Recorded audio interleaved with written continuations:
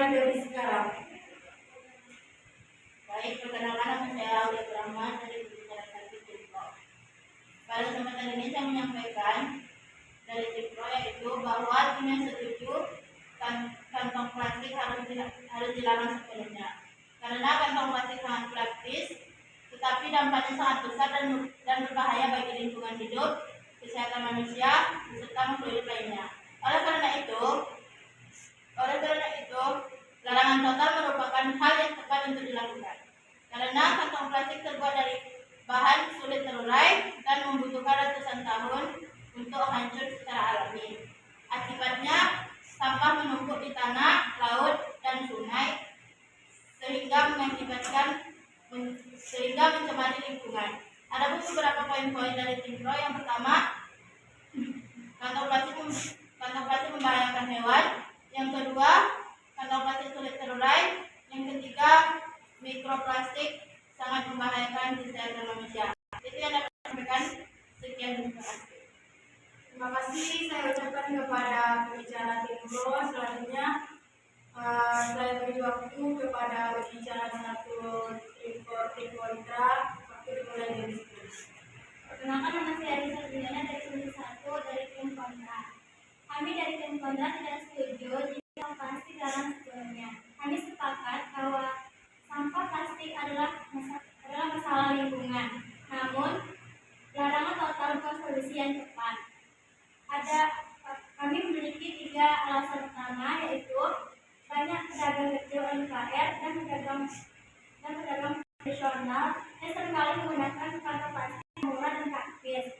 Jika larangan total akan meningkatkan biaya mereka. Kita selama lingkungan seringkali lebih mahal dan belum tentu dimiliki di seluruh daerah, termasuk daerah terpencil. Negara Jepang menggunakan kantong plastik tetapi memiliki sistem daur ulang yang sangat baik. Adapun 3 poin-poin dari tim kontra yaitu plastik bukan satu-satunya penyebab pencemaran. Plastik memiliki keunggulan tertentu. Plastik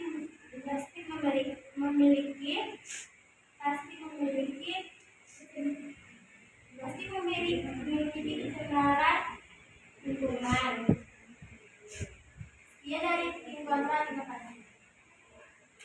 Terima kasih kita berikan kepada pembicara tim kontra. Sekarang saya beri waktu 5 menit untuk pembicara 2 tim pro. Dimulai dari sekarang. Baik, di sini saya sebagai pembicara 2 akan menjelaskan poin-poin yang sudah disebutkan dalam pembicara 1. Poin pertama kami adalah sampah plastik itu sulit terurai. Maksudnya adalah sampah plastik membutuhkan waktu yang sangat lama untuk terurai. Itu sama juga dengan sampah plastik yang kita gunakan hanya beberapa menit, tapi bisa mencemari lingkungan hidup. Poin kedua kami adalah sampah plastik membahayakan hewan. Maksudnya adalah banyak manusia membuang sampah plastik di laut sehingga menyebabkan hewan seperti kuda dan lainnya salah mengira sampah plastik sebagai makanan yang bisa menyebabkan mereka tersedak dan kehilangan nyawa.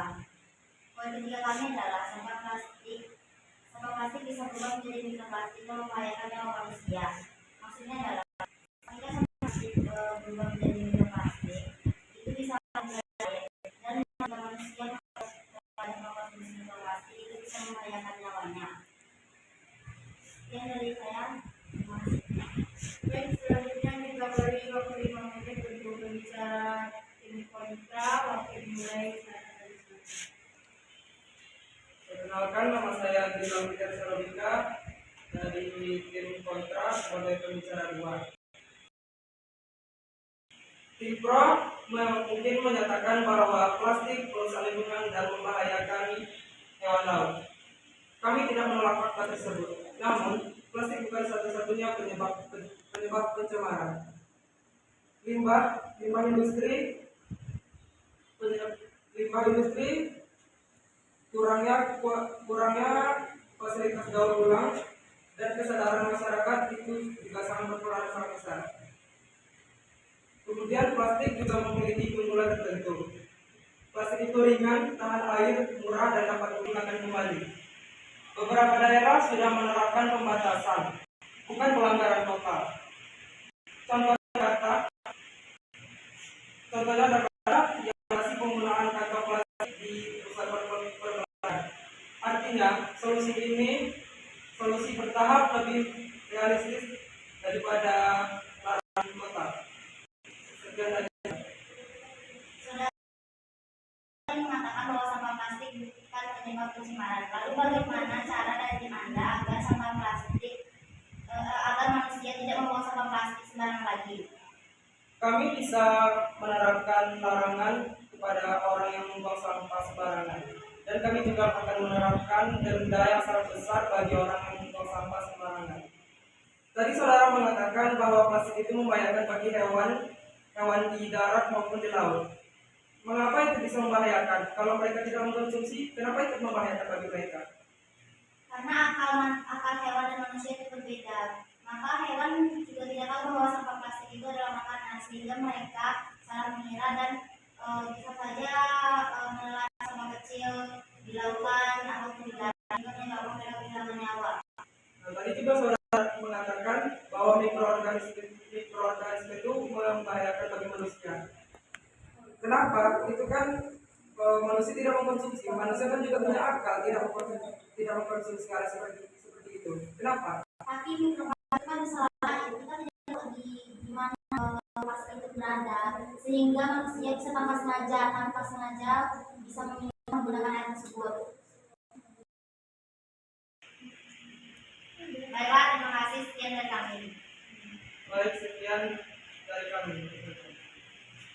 Baiklah, selanjutnya saya bagi waktu untuk pembicara 3 dari tim pro. Dimulai Indonesia. Bagaimana menasihati kaum ini agar itu saya sebagai pembicara kedua sebagai kesimpulan kantong plastik asuhan sebelumnya karena sulit mengurai dan menikmati membuat laut dan pelayanan hewan menghasilkan mikroplastik yang membahayakan bagi manusia.